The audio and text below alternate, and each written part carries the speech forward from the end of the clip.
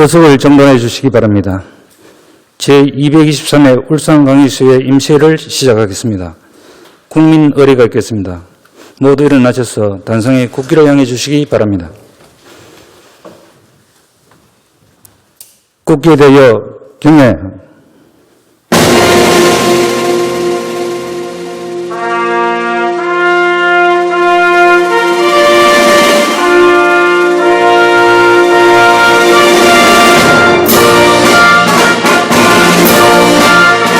나는 자랑스러운 태극기 앞에 자유롭고 정의로운 대한민국의 무궁한 영광을 위하여 충성을 다할 것을 굳게 다짐합니다.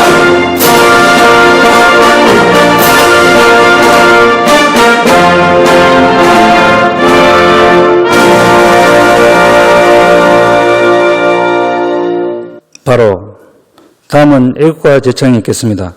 반주에 맞춰 1절만 힘차게 벌려주시기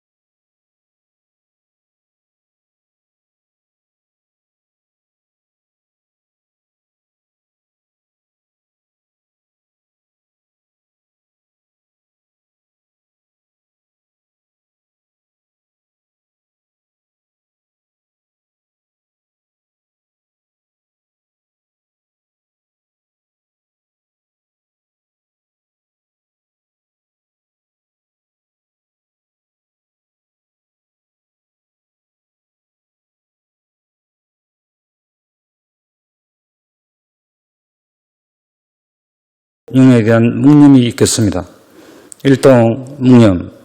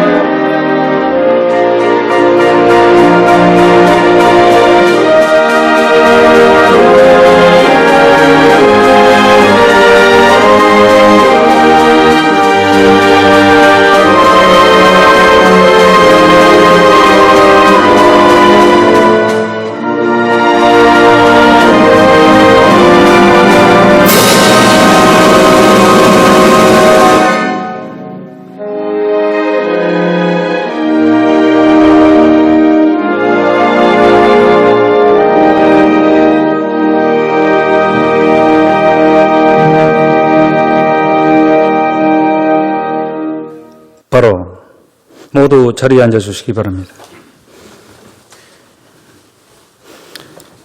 다음은 의장님의 개회사가 있겠습니다.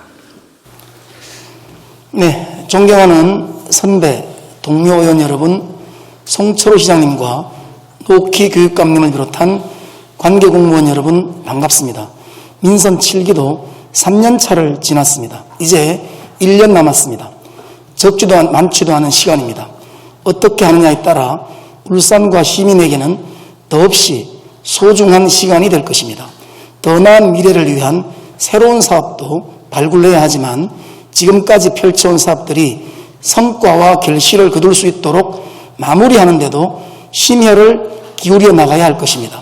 그런 점에서 최근 반구대 암각화 보존과 물 문제를 동시에 해결할 수 있는 낙동강 유역 통합 물관리 방안이 확정된 것은 여간 다행스러운 일이 아닐 수 없습니다. 물론 이 방안이 최선이냐는 논쟁은 여전합니다. 하지만 아무것도 하지 않는 것보다는 무엇이라도 해야 할 것입니다. 운문댐의 맑은 물이 공급되기까지는 적지 않은 시간과 여러 가지 난관을 헤쳐나가야 하는 지난한 과정이 기다리고 있습니다.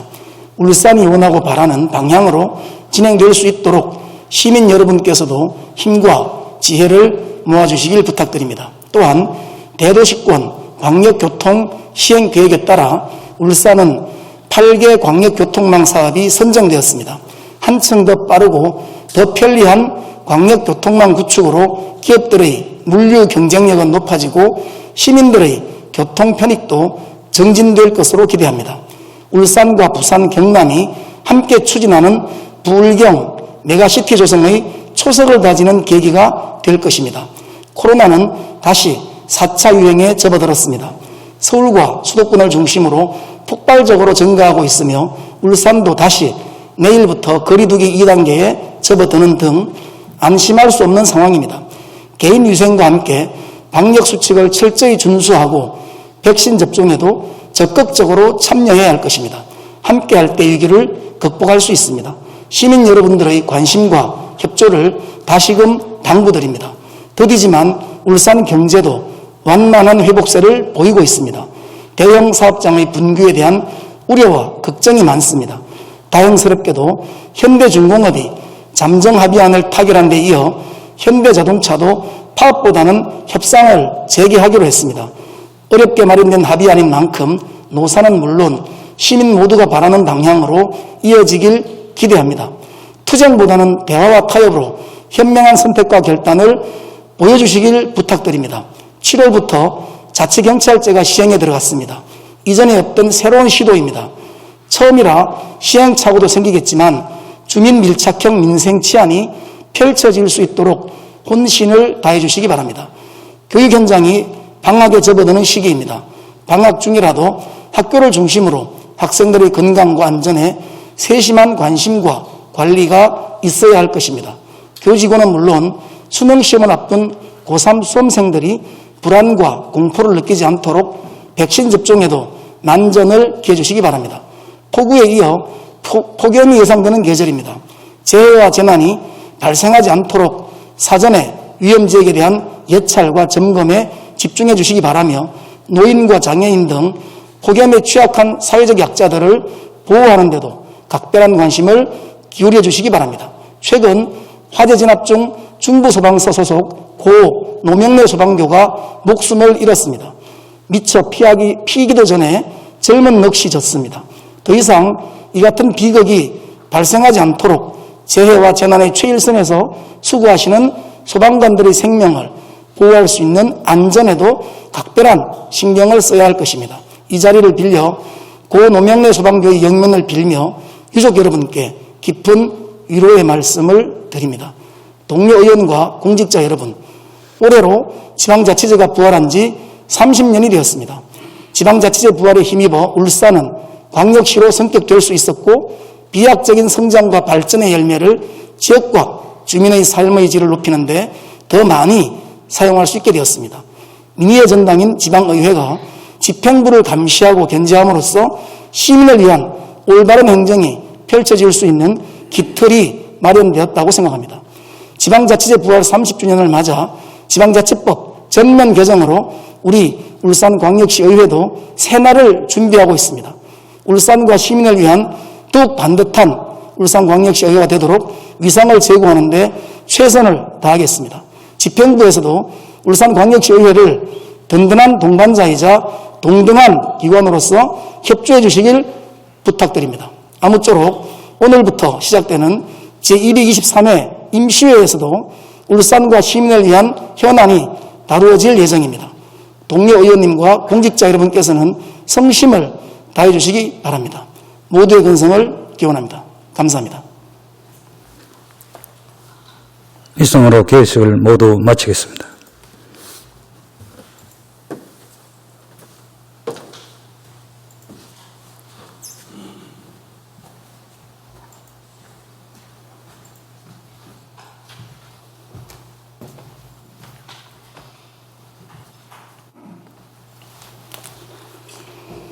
네, 의석을 정돈해 주시기 바랍니다. 회의 개의에 앞서 잠시 안내 말씀 드리겠습니다. 오늘 본회의 진행 과정을 방청하기 위해 의회를 사랑하는 사람들, 회원님들께서 우리 시의회를 방문해 주셨습니다. 시의회 방문을 진심으로 감사드리며 환영합니다. 그리고 지난 7월 1일자 울산광역시와 울산광역시 교육청의 인사 발령에 따라 임명된 신임 간부 공무원과 7월 12일자 정부 인사 발령에 따라 임명된 소방본부장의 인사가 있겠습니다. 호명되는 간부 공무원께서는 그 자리에서 일어서 주시기 바랍니다. 박순철 혁신산업국장님, 정병도 소방본부장님, 신민영 상수대사본부장님, 안 오셨나요? 문명곤 행정국장님, 다 함께 인사해 주시기 바랍니다. 네, 모두 자리에 착석해 주시기 바랍니다. 이번 인사에 따라 새로운 업무를 맡게 된 간부 공무원께서는 울산시정과 교육발전을 위해 현명하고 추진력 있는 행정을 해주실 것을 당부드립니다. 그리고 코로나19 방역 지침을 준수하고 감염병 확산 방지를 위하여 의원님들과 집행부에서는 발언 시 마스크를 착용 후 발언해 주시기 바라며 회의 진행 1시간마다 환기를 위해 10분간 출입문을 열고 회의를 진행하도록 하겠습니다. 성건이 되었으므로 제223회 울산광역시의회 임시회 제1차 본회의를 개의하겠습니다. 본회의 의사보고는 전자회의 보고자료로 대체하고 보고드린 자료대로 회의록에 게재하도록 하겠습니다. 다음은 5분 자유발언이 있겠습니다. 오늘 발언은 손건호 의원님, 장윤호 의원님, 백운찬 의원님, 김성록 의원님, 이시우 의원님께서 신청하셨습니다. 먼저 손건호 의원님 발언대에 나오셔서 발언해 주시기 바랍니다.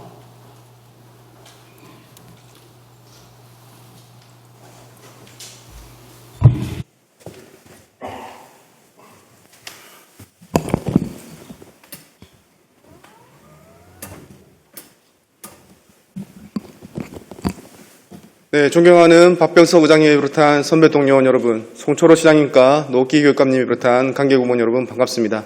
양정연포 효문지역구에서 초등학교를 다니는 아이 둘을 키우고 있는 학부모이자 교육위원회에서 활동하고 있는 송근원입니다. 본 의원은 초등학생 돌봄 서비스 공급 확대의 필요성에 대해 말씀드리고자 이 자리에 섰습니다. 2018년 교육부가 발표한 자료에 따르면 방과 돌봄을 제공받지 못하는 초등학생이 65.3%에 이르고 저녁 돌봄을 받지 못하는 초등학생은 78.3%에 달한다고 합니다. 울산시 전체 초등학생 66,719명 중 초등 돌봄 교실을 이용하는 학생의 숫자는 6,279명입니다. 학교가 끝난 후 부모님이 돌아오실 때까지 학교에서 안전하게 기다릴 수 있는 학생은 겨우 9.4%에 불과합니다.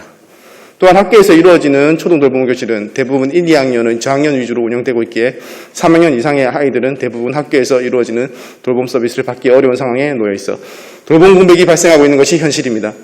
또한 학교에서 이루어지는 초등돌봄 교실을 포함한 공적 예산이 투입되는 정부 지원 아이 돌봄이 지역아동센터를 이용하는 아이들의 수를 합하더라도 전체 초등학생 수 대비 11.6%에 불과합니다.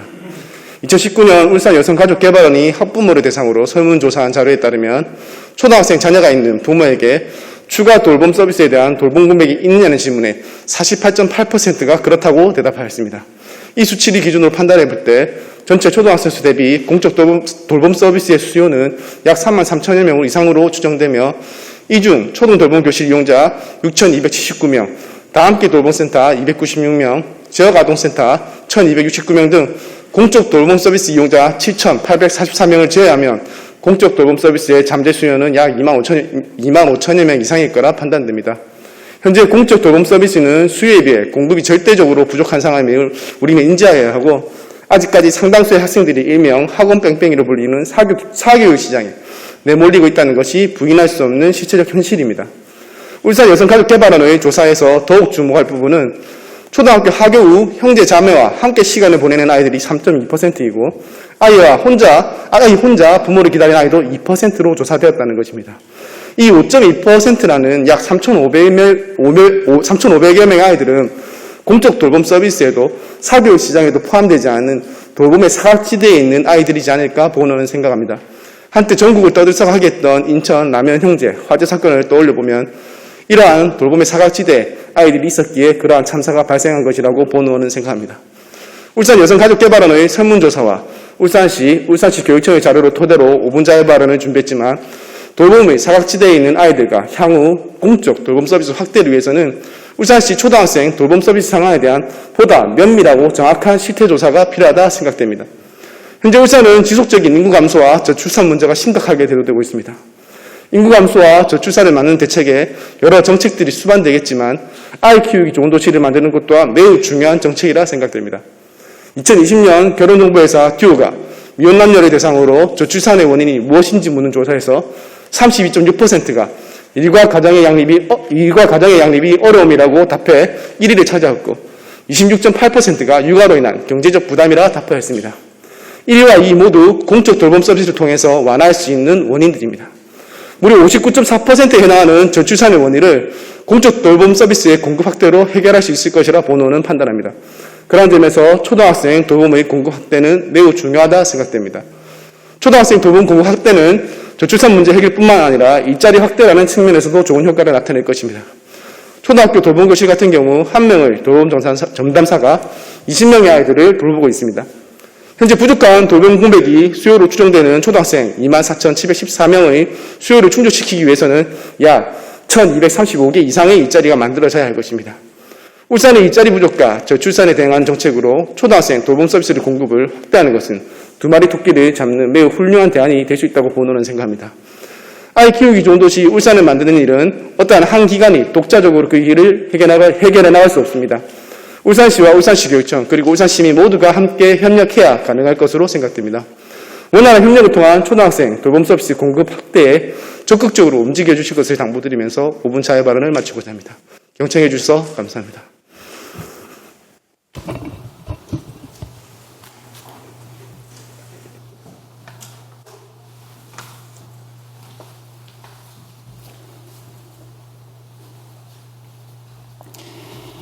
네, 손근호 의원님 감사드립니다. 다음은 장윤호 의원님 발언대에 나오셔서 발언해 주시기 바랍니다.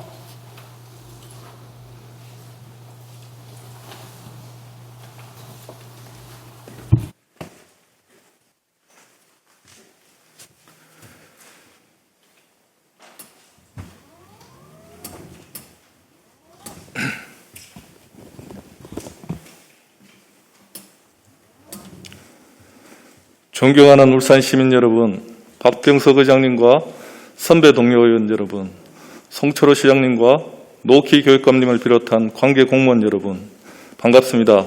환경복지위원회 장윤호 의원입니다. 지난 10월 28일 인천 서구 모 아파트 관리사무소에서 근무 중이던 관리소장이 입주자 대표회의 회장이 휘두른 흉기에 무참히 살해당한 창극이 있었습니다. 우리나라의 대표적인 주거 형태로 자리 잡은 아파트에서 최근 연달아 비극적인 사건이 일어나 전 국민의 공분을 사고 있습니다. 지난 4월 말 경기 부천의 한 아파트 관리소장과 5월 초 서울 강북의 모 아파트 경비원이 입주민의 폭언과 폭행 등 갑질 및 업무 스트레스 등에 시달리다 극단적인 선택을 하는 등 안타까운 사건들이 지속적으로 발생하고 있습니다. 2017년 울산에서도 한 아파트 관리소장이 입주자 대표회의 간부와 갈등을 암시하는 뉴스를 남기고 스스로 목숨을 끊는 불행한 사고가 있었습니다. 2015년부터 2019년 6월 말까지 5년간 공공임대주택 관리사무소 직원과 경비원에게 입주민이 가한 폭언과 폭행도 2,996건에 달합니다. 민간 아파트 등에서 일어난 경우를 포함시킬 경우 관련 사례는 훨씬 더 많을 것으로 추정됩니다.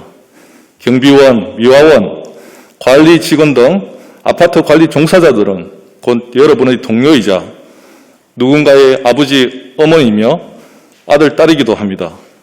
대다수 국민이 아파트에서 거주하고 있는 현실 속에서 아파트 관리 종사자들에게 수시로 벌어지는 인격모독, 폭언, 폭행 등 지속적인 괴롭힘은 이제 몇몇 일부 입주민의 문제를 넘어 우리 사회 구성원 모두가 함께 해결해야 할 심각한 사회 문제가 되었습니다. 임시계약직과 같이 불안정한 근로관계, 제대로 된 휴게실조차 없는 열악한 고용 환경 등은 아파트 관리 종사자들이 관리 업무에 대한 긍지를 갖지 못하고 불이익을 감수해야 하는 상황을 초래하고 있습니다. 더 이상 아파트에서 비극이 반복되지 않도록 함께 머리를 맞대고 해결을 모색해야 할 때입니다. 먼저 아파트에서 일어나는 갑질, 부당간섭, 부당지시 등을 근절하기 위해서는 관리사무소가 입주민 전체의 권익보호와 생활 편익 향상을 위해 존재하는 공공성을 지닌 기구라는 점을 입주민 등이 이해하고 인식과 사고를 전환하는 것이 중요합니다. 또한 관리소장을 포함한 아파트 관리 종사자들은 비정규직, 임시계약직과 같은 불안정한 고용 환경에 처해 있어 부당한 간섭과 부당한 지시를 받아도 고용상 보복 등의 이유로 거부하기 어려운 상황이며, 이러한 실정들이 반드시 개선되어야만 전체 입주민들의 권익보호 등 아파트에서 더욱 수준 높은 관리 서비스가 이루어질 수 있습니다. 둘째, 현재 아파트 관리 현장은 입주민의 의사와 안전을 고려하지 않은 채 아파트 관리 종사자인 관리사무소 인력을 무분별하게 감축해 만성적인 인력 부족에 처해 있습니다. 입주민들이 요구하는 불평과 민원을 제대로 처리할 수 없는 지경에 이른 결과 관리사무소와 아파트 관리 종사자들은 불신과 무차별적인 폭언, 폭행 등 갑질의 대상이 되고 있습니다. 관리사무소 조직의 최소한의 기본 인력과 책임 있는 일처리가 이루어질 수 있도록 아파트 관리 인력 배치 기준 마련이 필요합니다. 셋째, 공동주택 관리 업무 종사자들의 근로환경 개선과 근로기준법의 휴게시간 보장을 위한 휴게공간 확보가 시급합니다. 이러한 공동주택 관리 업무 종사자들의 휴게공간 확보를 위한 법적, 제도적 담보는 신규 아파트 단지에 대해서는 주택건설 기준 등에 관한 규정 개정을 통해 해결하고, 휴게공간이 없거나 기존의 부족한 아파트 단지는 각 지방자치단체의 공동주택 지원제를 통해 지원해 나간다면 근로기준법의 실질적인 휴게시간 보장으로 근로환경이 개선되고, 이는 보다 질 높은 공동주택 관리로 이어져 입주민들의 편안한 주거 환경 조성에도 크게 기여할 것입니다. 끝으로 시민 여러분께서도 아파트 관리 종사자들을 동등한 인격체로 대우해 주시고 부당한 인격 침해로 인한 비극이 일어나지 않도록 함께 많은 관심과 근본적인 제도 개선이 이루어질 수 있도록 힘을 다해 주십시오. 시민의 행복한 삶과 아파트 관리 종사자들의 안전한 일터가 보장될 수 있도록 울산시와 울산시의회가 앞장서 주십시오.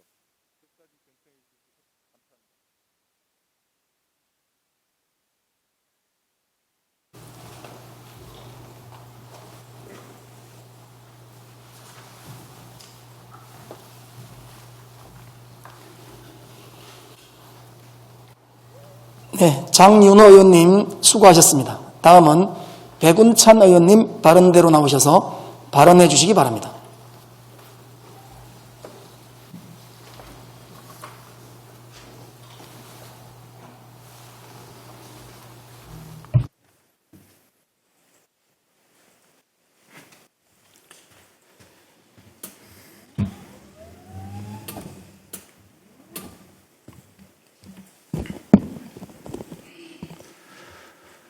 존경하는 시민 여러분, 박병석 의장님을 비롯한 선배 동료 의원 여러분, 성초로 시장님과 노키 교육감님을 비롯한 관계공무원 여러분 반갑습니다. 행정자치위원회 백운찬 의원입니다.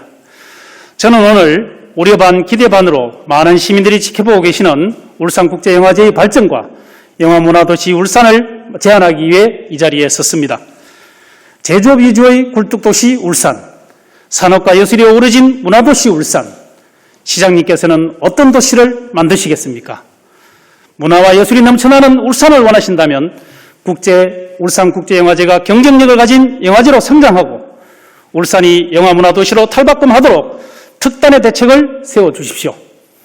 울산은 그동안 세계적 문화산업도시, 부유한 제조업 도시로 자리매김해 왔습니다. 그러나 오늘날 울산은 인구가 계속 줄고 젊은이들은 떠나는 도시로 변해가고 있습니다. 도시가 성장하고 시민들의 꿈과 희망을 채워주기에는 제조업과 굴뚝산업 중심 일자리만으로는 부족하다는 것이 확인된 것입니다. 문화적 역량이 취약한 울산의 현실을 반영한 결과입니다. 이에 본 의원은 현재 추진 중인 울산국제영화제 사업을 단순히 영화제에 머물 것이 아니라 더 큰 의미에서 우리 울산을 영화산업도시, 영화문화도시로 만들어보자는 제안을 시장님께 드리는 것입니다. 예술과 문화와 산업의 종합적인 발전을 촉진하여 젊은이들에게는 꿈과 희망의 일자리를 제공하고 시민들에게는 워라밸의 삶을 보장하는 영화가 산업이 되는 울산, 영화가 문화가 되는 울산으로 만들어가자는 것입니다.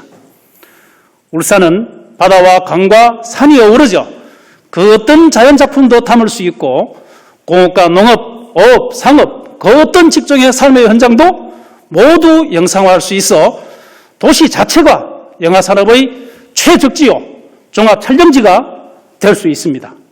따라서 울산은 그냥 영화를 보여주는 영화제가 아니라 영화인을 발굴하고 새로운 영화인을 울산으로 불러들이는 영화제로 만들어야 합니다. 영화를 제작하고 생산하며 다시 그 작품을 함께 향유할 사람들이 모이는 울산, 영화 만드는 도시, 영화를 산업화하는 도시, 영화 문화도시 울산으로 만들어가자는 것입니다.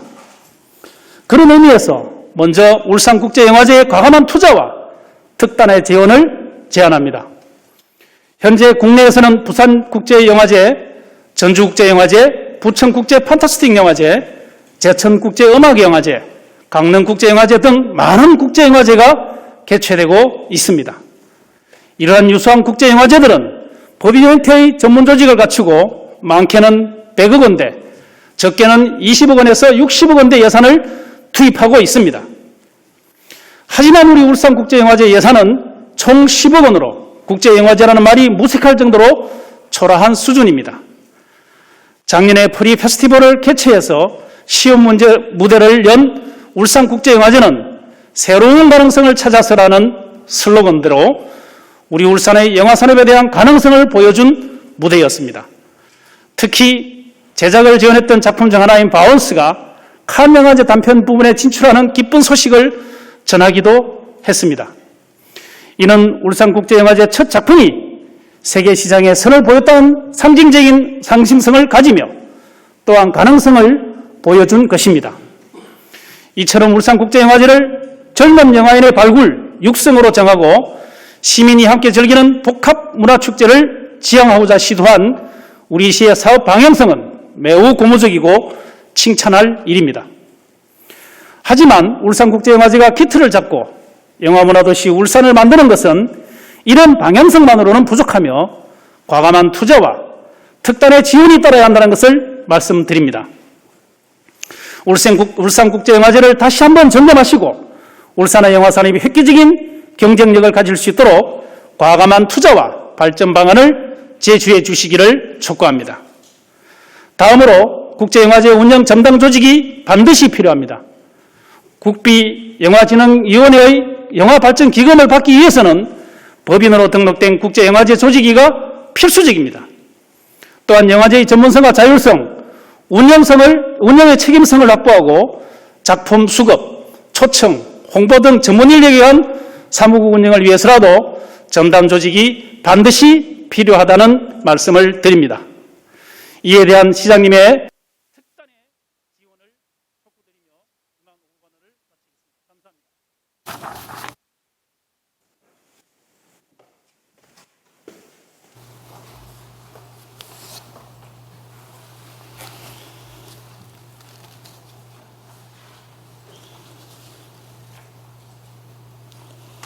네, 백운찬 의원님 수고하셨습니다. 다음은 김성록 의원님 바른대로 나오셔서 발언해 주시기 바랍니다.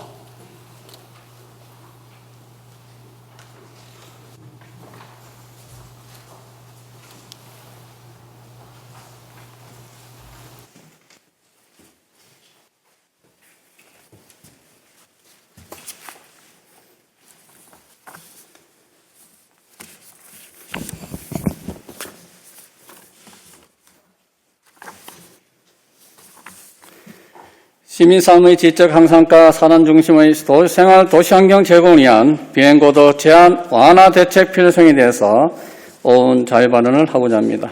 존경하는 울산 시민과 선후배 동료 의원 여러분, 시민삶의 질적 향상을 통한 행복도시 울산, 혁신 울산 건설을 위해 실천적 의지를 가지고 다같이 노력합시다. 송철호 시장님과 교육관님을 비롯한 관계공무원 여러분 반갑습니다. 중구, 방구 1, 2동과 약사동을 지역구로 둔 산업건설위원회 김성로 의원입니다. 비행고도 제한이 도시 발달을 저해하여 울산 시민의 삶의 질을 저하시키는 것에 대해 5분 자유 발언을 하고자 합니다. 70년 전 설정된 고도 제한이 아직도 적용되고 있습니다.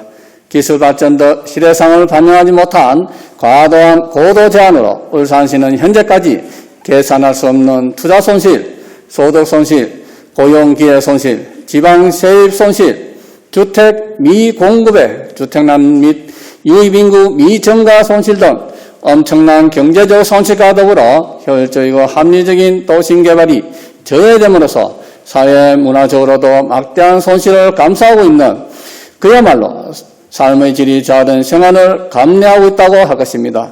2019년 국토교통부 발표에 따르면 국제민간항공기구 ICAO는 공항 주변 건축고도 관련 국제재정을 추진 중이며 2015년부터 각국 전문가가 참여하여 운영 중인 장애물 제한 표면 TFA에서 22년까지 개정안을 작성하여 ICAO 항행위원회에서 제출하고 24년에 반려 2년간의 유예기간을 거쳐 26년부터 각 체약국에 적용하는 일정을 마련하였습니다. 이는 어디까지나 계획일 뿐 향후 일정이 어떻게 변경될지 모를 일입니다. 15년 6월 공항시설법을 개정하면서 항공학적 검토위원회에서 안전을 특히 해치지 않는 경우에는 장애물 제한에 예외적으로 적용할 수 있다고 한 바 있어 국제 기준이 개정되기 전 우리 자체적으로도 고도 제한 완화를 할 수 있는 제도적인 기반이 마련돼 있음에도 불구하고 국토부는 우리나라 고도 제한 규정 자체를 국제 기준이 개정된 이후에 적용하고자 하는 입장입니다. 시대가 빠르게 변하는 만큼 정책도 시적절하게 바뀌어야 합니다. 공항 고도 제한 완화 문제는 단지 항공 기술적인 문제보다 항공기와 관제 기술의 급속한 발달에 따라잡지 못하는 아웃데이트한 정책을 업데이트시키는 것으로 판단되며 제도적 기반이 마련되어 있음에도 조속히 정책을 마련하지 않는 것은 공항 주변 약 110만 울산 시민의 애로를 해결할 의지가 있는 것인지 의심하지 않을 수 없습니다. 이에 울산시에서 선제적으로 울산 시민의 삶의 질 향상을 위해 고도 제한을 완화하는 부분에 대해 행정력을 집중하기를 제안하는 바입니다. 첫째, 국토부와 국방부 및 공구 고위 정책 결정자들을 초청해 현장 확인 및 상호 협력 방안을 협의하여 한다고 봅니다. 둘째, 울산시는 중앙정부와 합동 항공협의체를 구성하여 합리적 해결책을 강구해야 합니다.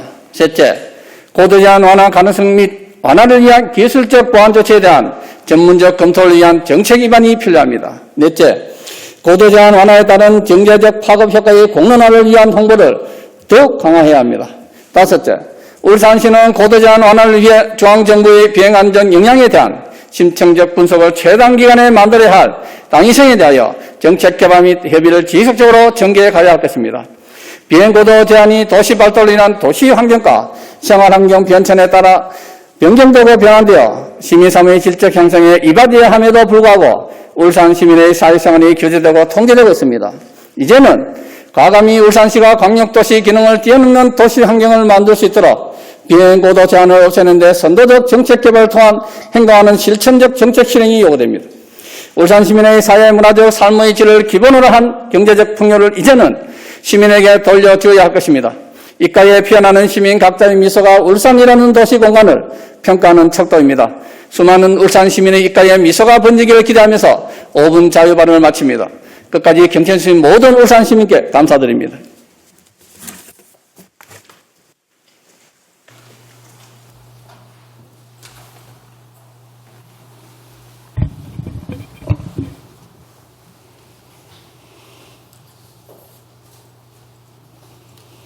네, 김성록 의원님 수고하셨습니다. 다음은 이시호 의원님 발언대에 나오셔서 발언해 주시기 바랍니다.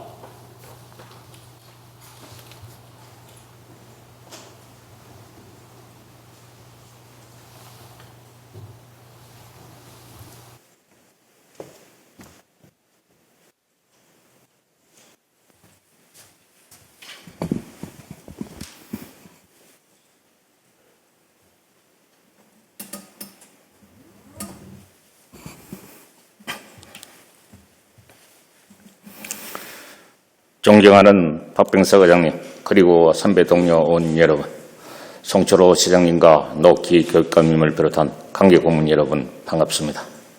산업건설위원회 이시우 의원입니다. 산업수도 울산의 인구가 해마다 날개없이 추락하고 있습니다.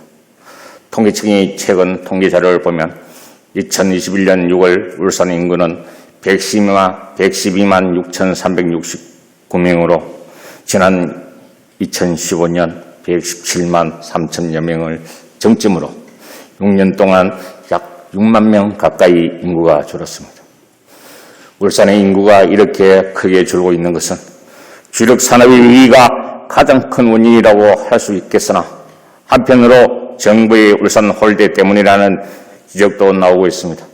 울산은 지난 반세기 동안 대한민국 산업의 1등 공신으로 경제 발전 최선봉에서 산업수도의 역할을 충실히 해왔습니다. 하지만 지금 울산은 냉정하게 말해서 살기 좋은 도시로 평가받지 못합니다. 1997년 울산이 광역시로 승격된 이후 24년이 지났지만 광역도시에 당연히 있어야 할 공공병원, 교육대학, 도시철도 등 기반시설이 갖춰져 있지 않습니다. 또한 문화 관광 인프라도 전국 최저 수준에서 벗어나지 못하고 있습니다. 광역시에 걸맞은 기반 시설 투자는 정부의 책임입니다. 그럼에도 정부는 그동안 예비 타당성 조사를 운운하며 주요 도시 기반 시설 인프라 사업을 절지를 해왔습니다. 울산이 차지하는 국가 경제의 위상과 기여도에 비하면 그동안 정부의 울산에 대한 투자는 턱없이 부족한 게 사실입니다. 울산이 2020년 국가에 낸 국세는 10조 7,651억 원입니다. 인구수가 비싼 광주는 4조 3,012억 원이었고 대전은 5조 2,671억 원으로 울산이 2배 이상 많았습니다. 그러나 지난해 울산이 확보한 국비는 총 3조 3,820억 원, 대전은 3조 3,529억 원과 비교해보면 별 차이가 없습니다. 정부와 국세를 배정하면서 겉으로는 지역 균형을 이야기하지만 다른 광역도시에 비해 울산은 언제나 뒤처져집니다. 정부는 공정한 잣대로 울산의 국세를 분배해야 합니다. 그래서 울산은 광역도시로서의 역할을 제대로 할 수 있는 도시 인프라를 구축해야 합니다. 도시 인프라는 시민들의 삶의 질과 직결합니다. 도시 인프라는 인구를 늘리고 경쟁이 있는 울산을 만들 수 있는 지름길이기도 합니다. 인구는 한 도시의 경쟁력입니다. 지금의 인구 감소를 막고 살기 좋은 도시 울산을 만들기 위해서는 정부의 울산 투자에 대한 변화와 핵심이 요구됩니다. 지난 몇 년 동안 울산시는 금융감독원 울산지원과 울산병무지청, 근로복지공단, 울산중부지사, 서울산 세무서 등의 유치와 울산기상지청 성격을 위해 노력해왔습니다. 하지만 빈번히 예타의 벽을 넘지 못해왔습니다. 정부는 지금이라도 광역시 이상에 걸맞는 국세 분배를 통해 울산이 더 이상 다른 광역도시에 비해 차별받지 않도록 해야 할 것입니다. 우리 시도 정부를 설득하고 울산이 광역시 위상에 걸맞는 기관 유치와 인프라를 갖출 수 있도록 힘써야 합니다. 끝으로 우리 시와 시민들이 이와 같은 문제의식에 동감하고 해결책을 찾기 위해 많은 분들이 적극 노력해 주시기를 간곡히 부탁드리며 5분 자유 발언을 마치겠습니다. 감사합니다.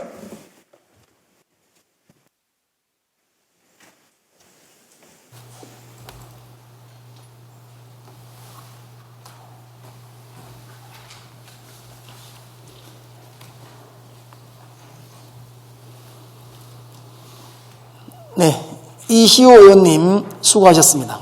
의사일정 제1항 제223회 울산광역시의회 임시회 회기 결정의 건을 상정합니다. 이번 임시회 회기는 조례안 등 각종 안건 심사를 위하여 의회 운영위원회와 협의한 대로 오늘부터 7월 22일까지 9일간으로 결정하고자 합니다. 의원 여러분, 이의 없으십니까? 이의가 없으므로 가결되었음을 선포합니다. 다음 의사일정 제2항 시장, 교육감 및 관계 공무원 출석 요구의 건을 상정합니다. 본 안건은 이번 임시회 회기 중 조례안 등 각종 안건 심사에 따른 답변을 듣고자 서희용 의원님 외에 4분의 의원님께서 발의한 대로 시장과 교육감을 비롯한 관계 공무원 출석을 요구하고자 하는 것입니다. 의원 여러분, 이의 없으십니까? 네, 이의가 없으므로 가결되었음을 선포합니다. 다음 의사일정 제3항 제223회 울산광역시의회 임시회 회의록 서명의원 선출의 건을 상정합니다. 본 안건은 이번 임시회 회기 동안 본회의 회의록에 서명하실 의원을 선출하고자 하는 것으로서 지역구 순서에 따라 장윤호 의원님, 전영희 의원님을 선출하고자 합니다. 의원 여러분, 이의 없으십니까? 이의가 없으므로 가결되었음을 선포합니다. 다음 의사일정 제4항 시정질문의 건을 상정합니다. 오늘 시정질문은 손종학 의원님, 김시현 의원님께서 신청하셨습니다. 먼저 손종학 의원님 바른대에 나오셔서 질문해 주시기 바랍니다.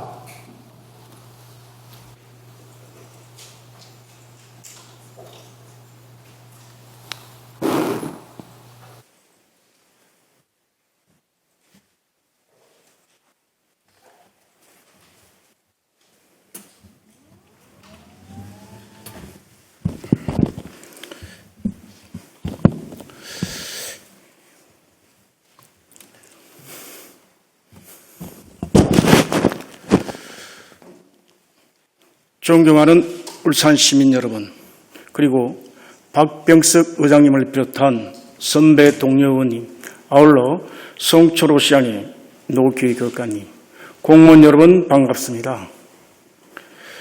옥동 신정사동을 지역구로 둔 손종학 의원입니다. 존경하는 송철호 시장님, 시민과 함께 다시 뛰는 울산을 위해 열정과 성의를 다하고 계신 데 대하여 시장님과 관계 공무원의 수고에 진심을 담아 감사드립니다. 고맙습니다. 오늘 저는 환경공단 설립과 관련하여 몇 가지 질문 드립니다. 울산시가 기경, 민간 위탁 등으로 분산 관리하고 있는 환경기초시설의 효율적 운영을 위해 환경공단 설립을 추진한다는 보고를 지난해 환경국 업무 보고를 통해 받았습니다. 지방자치단체의 공단은 지방공기업법 제5조 2가 설립하는 법인이나 민간 성격의 사업의 공공성 확보를 위해 설립된 지방공사와는 달리 지방공단은 자치단체의 공공성 업무를 전담합니다. 공단은 자치단체가 단독으로 설립할 수 있으면 주로 시설관리 분야 집중하고 하고 자치단체 예산으로만 운영되며 민간 출자는 허용되지 않는 특수법입니다.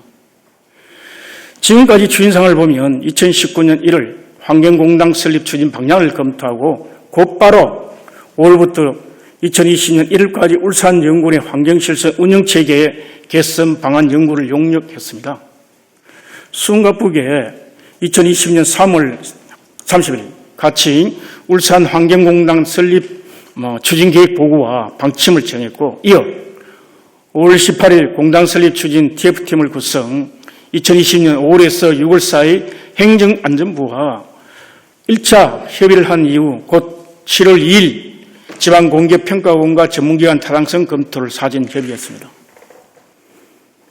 지방공단은 지방공개법 제5조 2에 자치단체 조례를 설립할 수 있으나 지방공개법 시행령 제47조 제1항 제4항에 따라 사전에 전문기관으로부터 설립 타당성 검토를 받아야 하며, 타당성 검토에는 사업의 적정성, 수지분석, 조직 및 인력 수요 판단, 주민복지 및 지역경제와 지방재정에 미치는 영향 등을 포함하여야 합니다. 그리고 기존 공기업과 중복 투자 여부, 비효율적인 지방 공단 설립 방지하기 위해 행정안전부와 사전 협의하도록 하고 있습니다. 자치단체가 공단을 설립하려면 지방공기업법과 같은 법 시행령에 일정한 설립 절차와 검토 사항을 정해두고 있습니다. 먼저 설립 방침 결정 전에는 법 제2조 및 제49조에 따라 대상 사업의 성격, 유형 등을 내부 검토를 거치고 민간 위탁, 직영, 공사, 공단 설립 등 형태별 추진 방안 비교 분석을 합니다. 사실 본의원이 가장 의문하는 게 설립 방침을 결정하기엔 2단계에서 시장님께서 환경공단 설립 위탁을 하는 환경시설을 이미 설립돼 운영하고 있는 도시공사나 시설공단에 별도의 조직을 신설해 운영을 검토하셨는가입니다.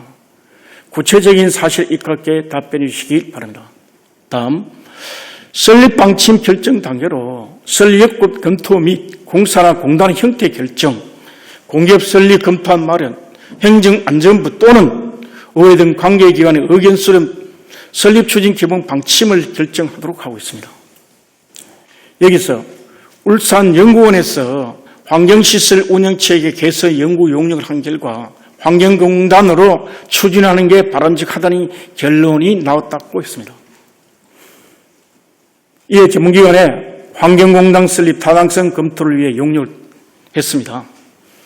전문기관의 용역 결과를 알고 싶습니다. 환경공단 설립을 얻는 편익, 경상경비 절감 효과와 규모, 주민복리 증진과 실질적인 전문성 효과, 민간 영역 침해 정도 및 그 대안, 공단의 설립 규모와 공무원 감축 규모, 공단 운영에 따른 수지 분석 값 등에 대해 구체적으로 설명해 주시기 바랍니다.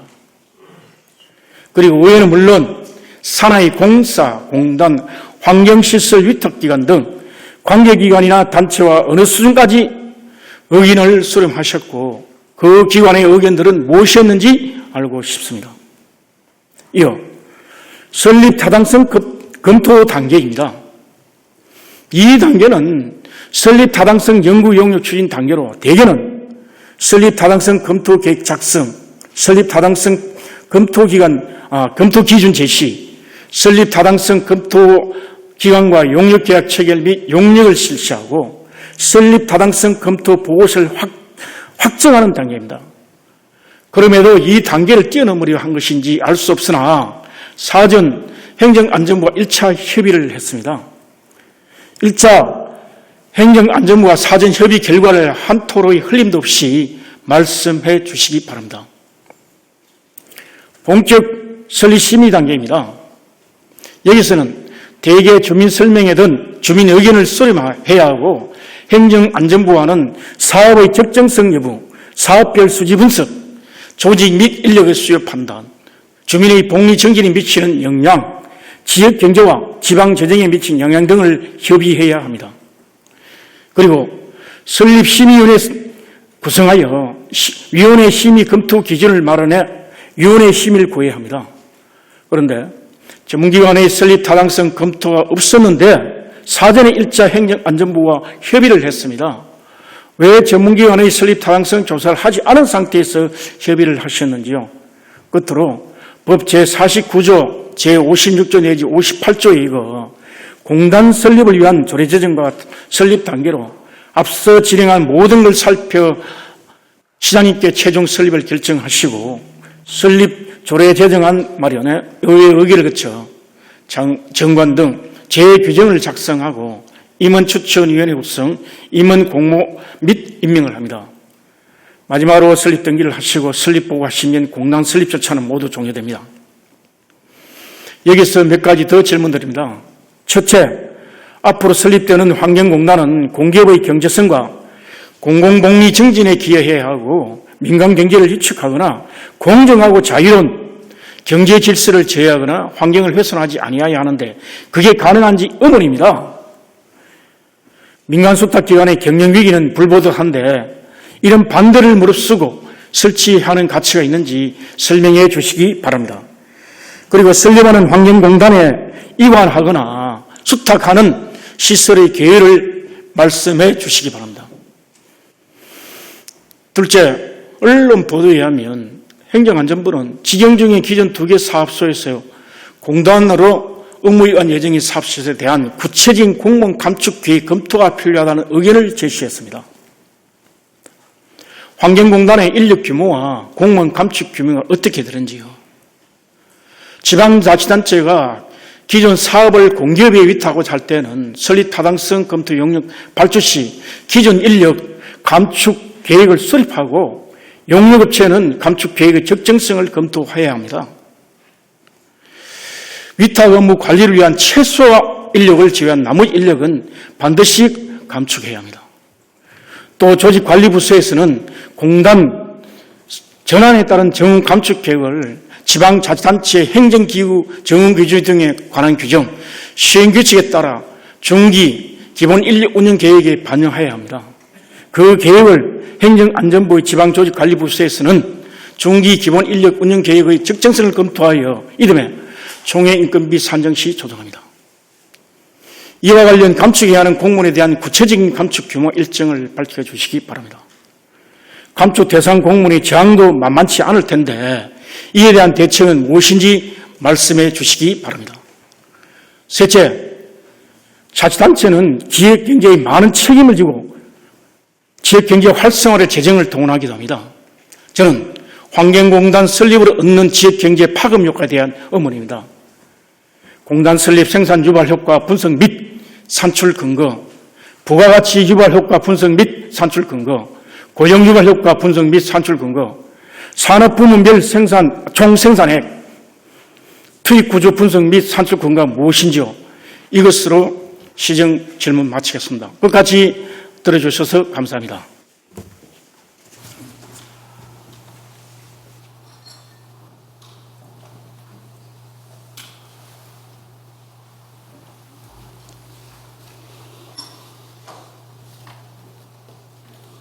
네, 손종학 의원님 수고하셨습니다.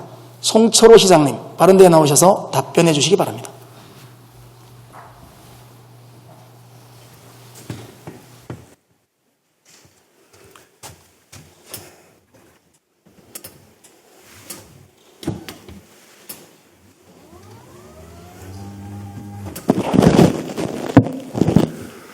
울산 환경공단 설립과 관련해서 손종학 의원님의 질문에 답변드리겠습니다.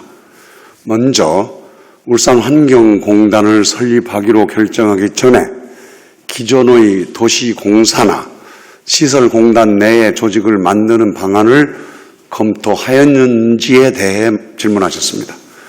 울산 환경공단 설립 방침을 결정하기 전에 실시한 울산연구원의 용역 결과와 지방공기업평가원의 타당성 검토에 따르면 시설 운영의 경제성 등을 고려할 때 공단 형태가 바람직하고 기존 시설 공단과는 업무 성격이 달라서 환경공단을 설립하는 것이 타당하다는 의견이 있었습니다.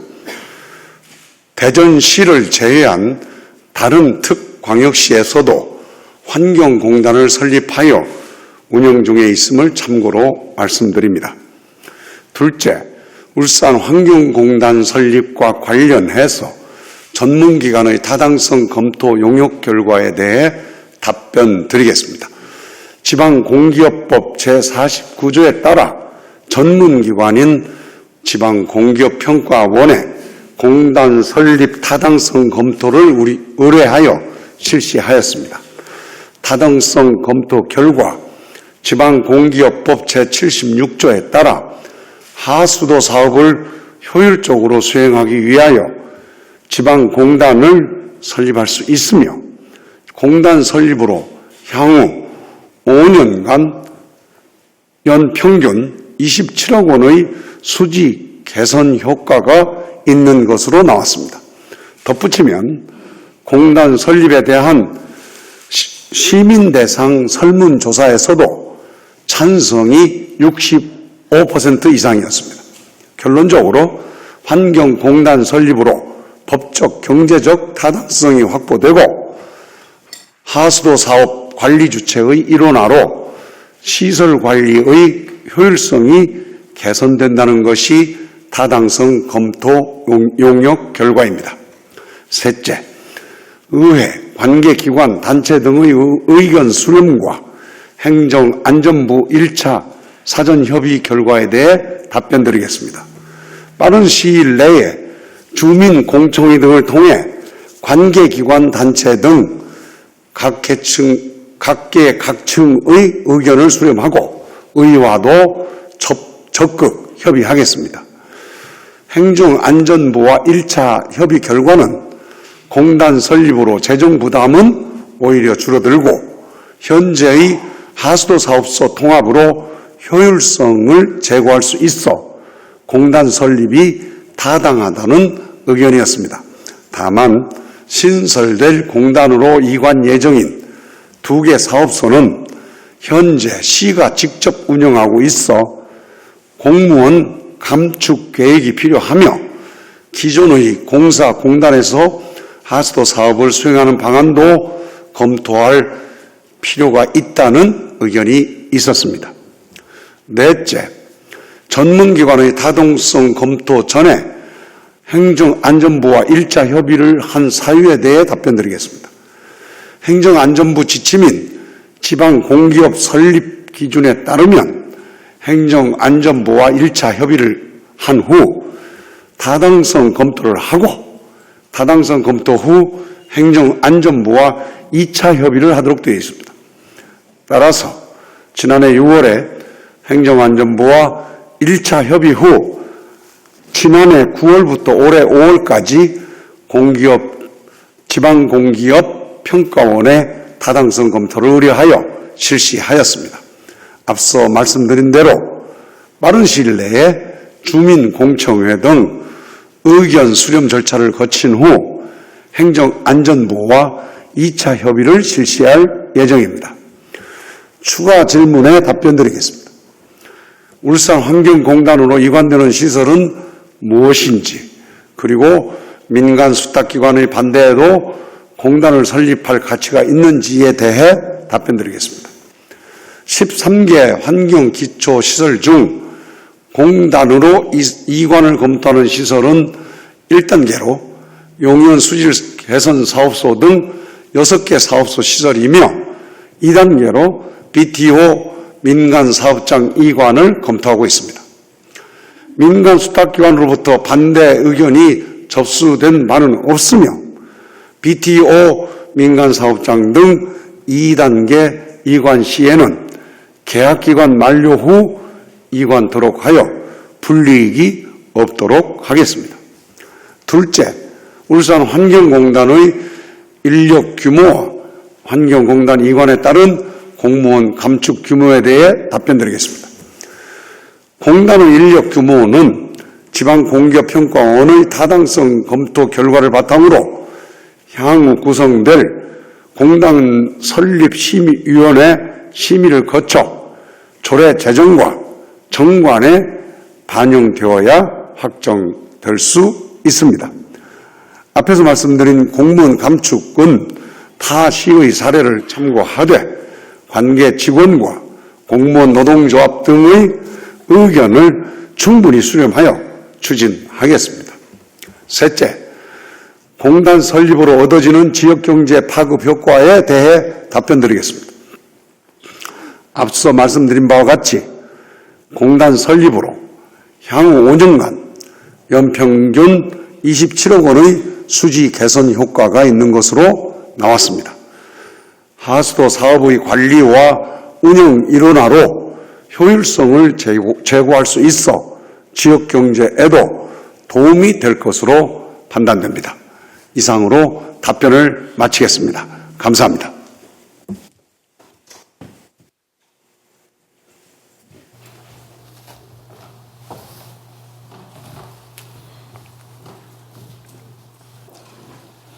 네, 송철호 시장님 수고하셨습니다. 손종학 의원님, 보충 질문 필요하십니까?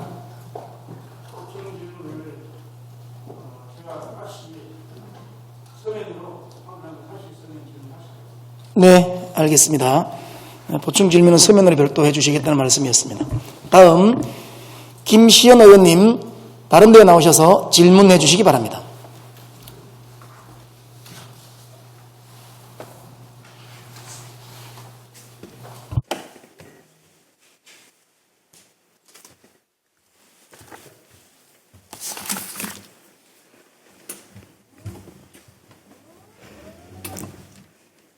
네, 본의원 시정 질문에 앞서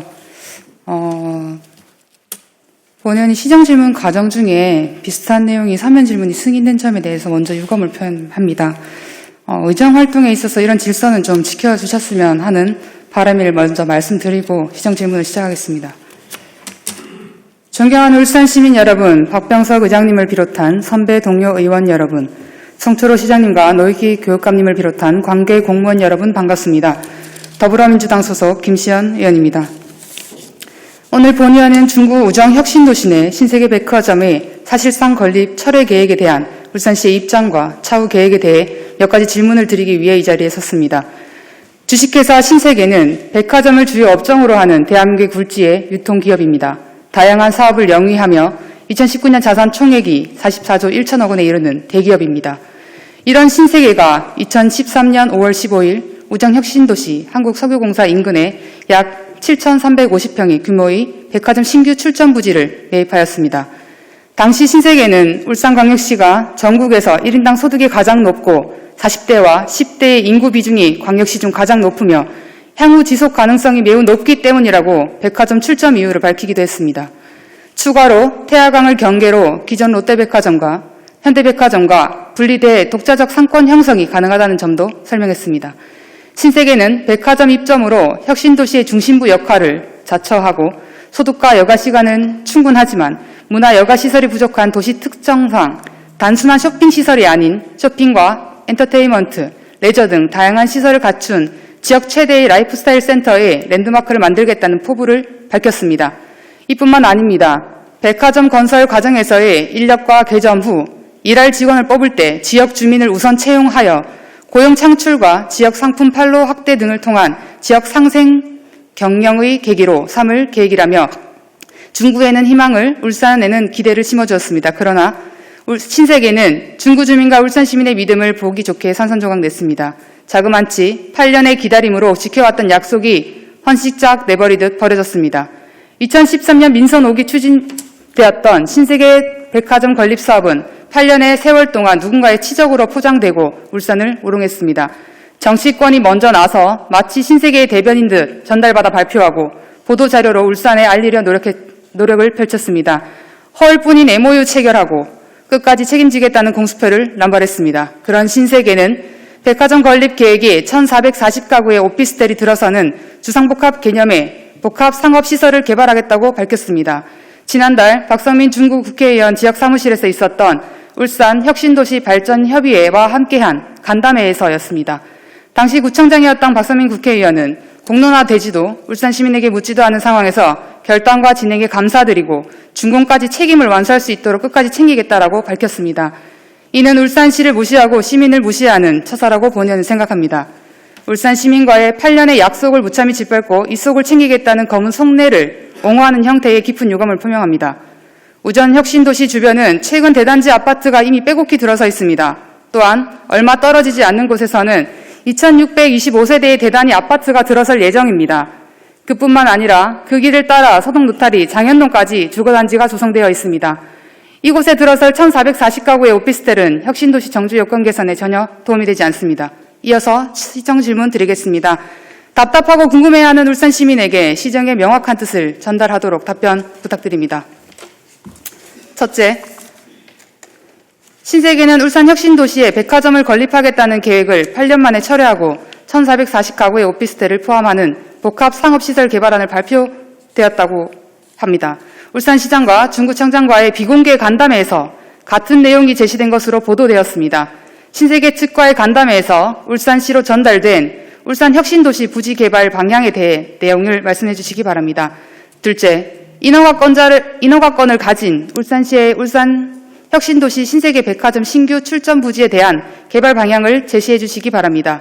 셋째, 중구청장은 이익만을 추구하는 신세계 측에 애초 협약 내용의 근거대로 개발 방향을 세울 것을 공식 요청하는 등 부지 반납에 대한 요구까지 나오고 있습니다. 울산 시민과 중구 주민의 의견이 무엇인지 파악하고 시민의 이름으로 신세계에 요구하는 등 인허가권을 가진 울산시의 적극적인 대응이 필요하다고 본의원은 판단합니다. 이에 대한 울산시의 대응 방향과 방법을 구체적으로 설명해 주시기 바랍니다. 8년의 기다림에 대한 배신으로 분노하는 울산 시민의 마음을 헤아려 주시길 바라며 성실하고 진정성 있는 답변 바랍니다. 끝까지 경청해 주셔서 감사합니다.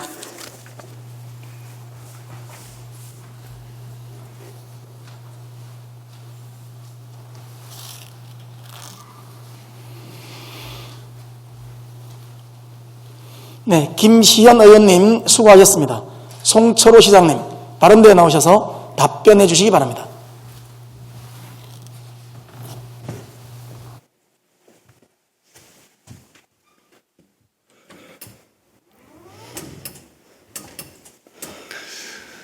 중구 울산 혁신도시 내 신세계 백화점 건립 철회와 관련해서 김시현 의원님의 질문에 답변드리겠습니다.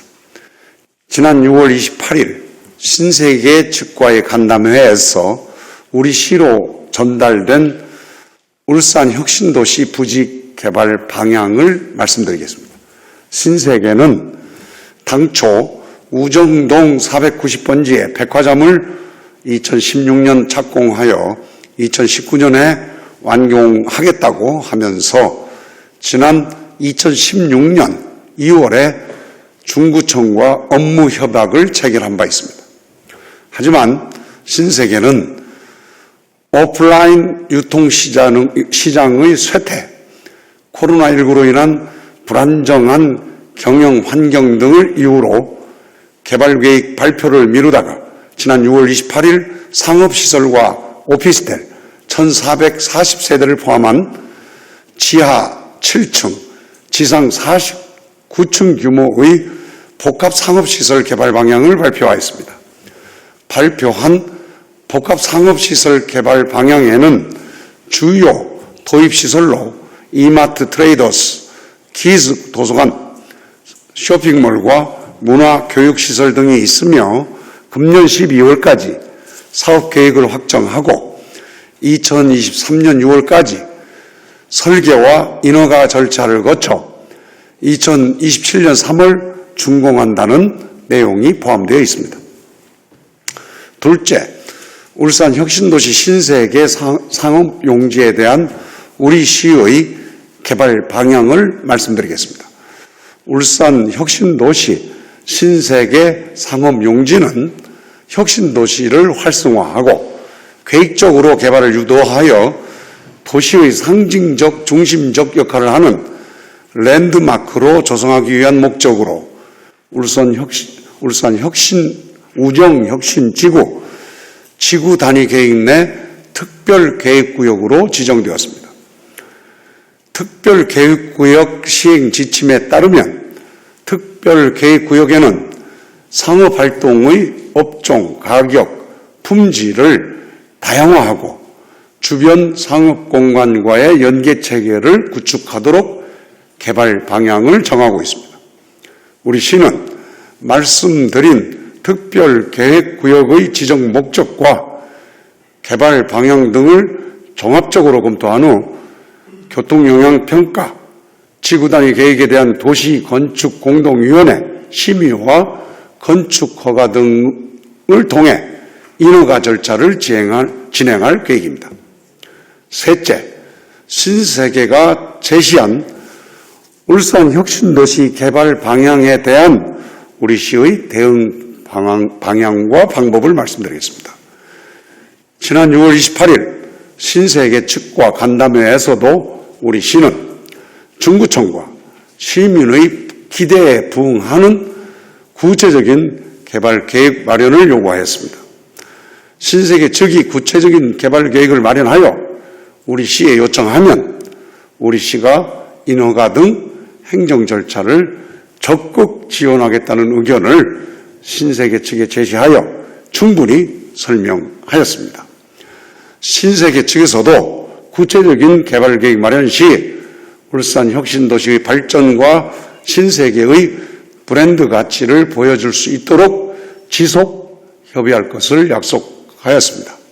우리 시는 특별계획구역의 지정 목적과 개발 방향에 부합하면서 지역 주민의 일자리 창출과 지역 상권을 활성화하고 혁신도시의 랜드마크 역할을 할 수 있는 시설을 건립하도록 신세계 측과 적극 협의해 나가겠습니다.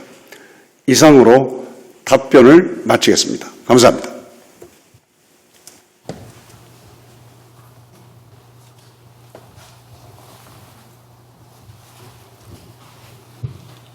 네, 송철호 시장님 수고하셨습니다.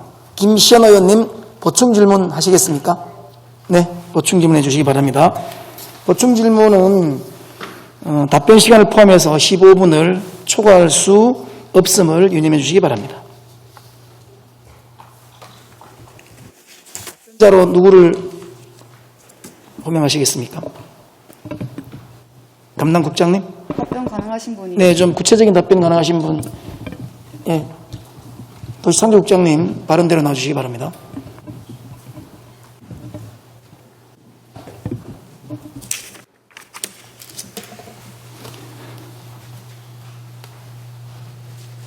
네. 답변 중에 제가 간담회에서 울산시는 구체적 개발 계획 마련을 요구하였다고 답변하셨습니다. 본 의원은 백화점 건립 철회하고 복합 상업시설 개발을 울산시에 공식적으로 밝히지 않는다면 울산시와 울산 시민을 무시한 형태라고 지적한 바 있습니다. 울산 혁신도시 내 백화점 신규 건립에 대해 특정 정당 사무실에서 발표한 내용과 같이 6월 28일 신세계로부터 개발 방향이 공식적으로 전달된 것인지 아니면 대법 내용에 발표한 내용을 그대로 보고 답변하신 건지 답변 부탁드립니다. 네, 의원님께서 질의해 주신 내용 중에서 아직까지는 우리 시에 공식적인 개발 계획안이 접수된 바는 없습니다. 단지 저희들이 파악하기로는 언론 보도된 내용과 그리고 여러 주요 인사들께서 만나가지고 이런저런 여러 가지 안을 이제 들으신 걸로 저희들이 파악하고 있고요. 앞서 이제 시장님께서도 말씀하셨지만 현재 지금 논의되고 있는 또는 신세계 측에서 제시하고 있는 개발 방향 또는 안은 우리 특별계획구역의 지정 목적이라든지 그리고 혁신도시의 현재 개발되고 있는 토지 상황이라든지 이런 전반적인 상황에 비추어 보았을 때 조금 미흡한 측면은 있다는 말씀을 드리겠습니다. 제가 간담회에서 우리 시로 전달된 내용을 첫 번째 질문으로 드렸는데 시에서는 간담회에서 나눈 내용을 답변하지 않으셨네요. 그 자리에서는 제가 있지는 않았습니다. 아니요. 제가 시정 질문을 드렸는데 울산시에서 간담회에서 우리 시로 전달된 내용을 제가 말씀 부탁드렸는데 그럼 시에서 간담회된 내용을 답변을 주시는 게 아닙니까? 그 부분에 대해서는 미래성장기반국장이 답변을 드리겠습니다. 사실은 당초에 신세계에서 6월 말경에 개발 계획에 대한 아웃라인에 대해서 대체적인 이야기를 하겠다라고 되어 있었고, 그 전에 이제 박성민 의원 건에 대해서는 저희들이 별도로 언급을 하는 건 좀 그렇고, 다만 우리 시청에서도 이제 시장님께서 그쪽 신세계 쪽에 대표가 직접 와서 조금 그런 부분에 대해서 우리 시의 의지도 전달하고 신세계에 대한 개발 구상에 대해서도 이야기를 듣는 형태로 이제 간담회가 진행됐고요. 그래서 지금 이제 의원님께서 이제 말씀하시는 개발 방향 내지는 개발 구상이라는 정도의 이제 신세계 쪽에서의 이제 발표가 있었고, 그 부분에 대해서 그 자리에서 시장님께서도 최대한 개발 방향하고 우리 시민의 기대에 부응할 수 있는 방향으로 개발 계획안이 나와야 되고, 그러기 위해서는 향후에도 긴밀하게 협의를 진행하자라는 쪽의 요지의 말씀이 계셨습니다. 그러니까요. 제가 말씀드리는 요지는 간담회에서 그런 내용이 말씀이 나눴었는지 그 답변을 시정 질문에 답변을 주신 건지. 간담회에서 시장님께서 직접 그 말씀을 언급을 하셨습니다. 네, 그럼 이 내용이 간담회에서 나눴다는 내용으로 인지하면 되는 거죠? 예.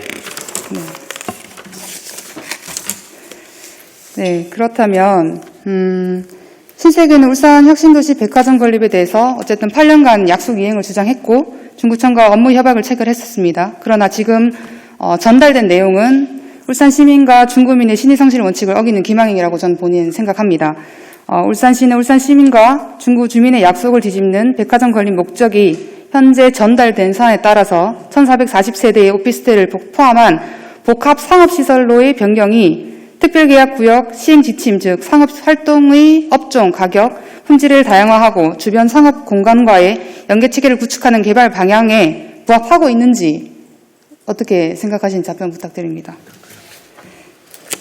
예, 그 부분은 도시 지구 단위 계획과 관련한 내용이라서 제가 말씀을 드리겠습니다.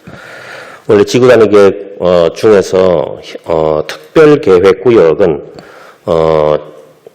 개성 있고 창조적인 그런 도시 계획 입안을 폭넓게 열어두는 그런 제도입니다. 예, 국장님, 짧게 제가 옆에서 요지만 말씀드리면, 예.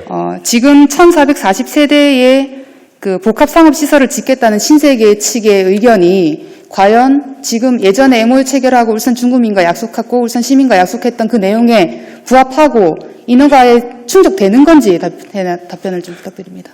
당초 특별계획구역의 지정 목적이나 그리고 신세계 측에서 과거에 약속했던 내용과는 좀 상이한 측면이 많습니다. 네. 그러면은 지금 이대로는 인허가는 어렵겠네요, 시에서.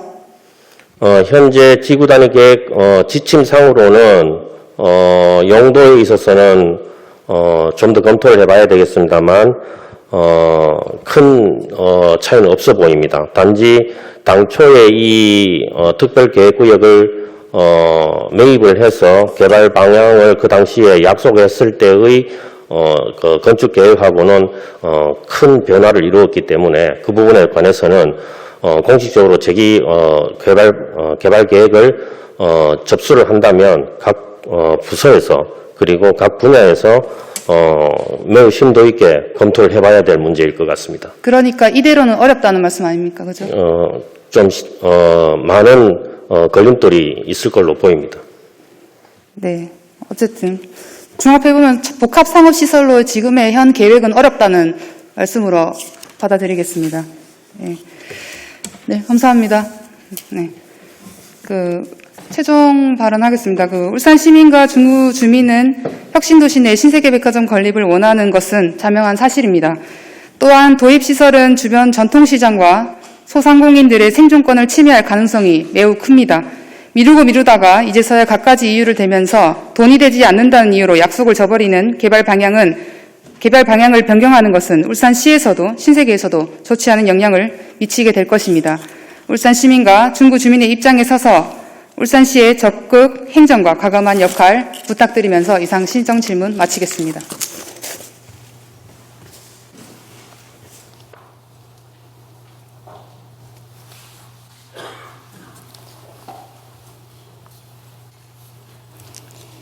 네, 김시현 의원님 보충 질문 수고하셨습니다. 1문 1답으로 답변해 주신 김동훈 도시창조국장님, 정호동 미래성장기반국장님 수고하셨습니다. 이상으로 시정질문의 끈을 종결토록 하겠습니다. 존경하는 선배 동료 의원 여러분, 그리고 송철호 시장님과 노욱희 교육감님을 비롯한 관계공무원 여러분 수고하셨습니다. 내일부터 7월 21일까지 위원회 활동을 위해 본회의를 휴회하고 제2차 본회의는 오는 7월 22일 오전 10시에 개의토록 하겠습니다. 이상으로 제223회 울산광역시의회 임시회 제1차 본회의를 모두 마치겠습니다. 산회를 선포합니다.